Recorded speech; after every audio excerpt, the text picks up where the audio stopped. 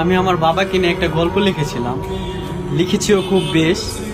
লেখা শেষে পড়ে দেখলাম আমার জীবন সাজাতে গিয়ে আমার বাবার জীবন শেষ।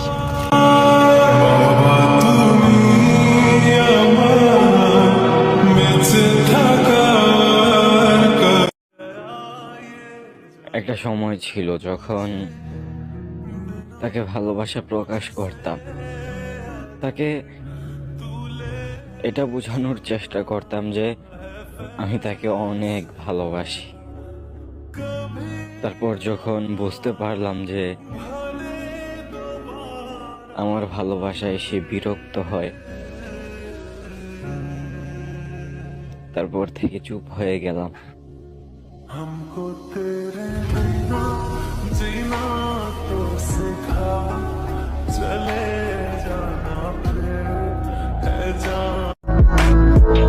যদি তুমি সফল হও তাহলে তোমার ছেঁড়া জামাটাও একটা ইতিহাস, আর যদি তুমি ব্যর্থ হও তাহলে তোমার ব্যবহৃত দামি সোনাটাও একটা উপহাস।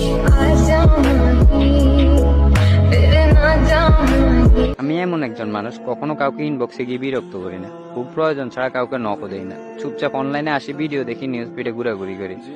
আমার ফোন সবসময় সাইলেন্ট মোডে থাকে। আমি ভিড় সমাগম থেকে দূরে থাকতে পছন্দ করি, আর আমি চুপচাপ থাকতে অনেক অনেক বেশি পছন্দ করি।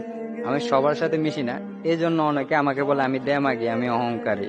কিন্তু আমার সাথে যে একবার মিশতে পারে তারাই জানে আমি কেমন। আর আরো একটা কথা, আমার কষ্ট লুকানোর ক্ষমতা প্রচুর আছে। আমি বুকে সমুদ্র পরিমাণ কষ্ট লুকিয়ে দিব্যে হাসতে পারি।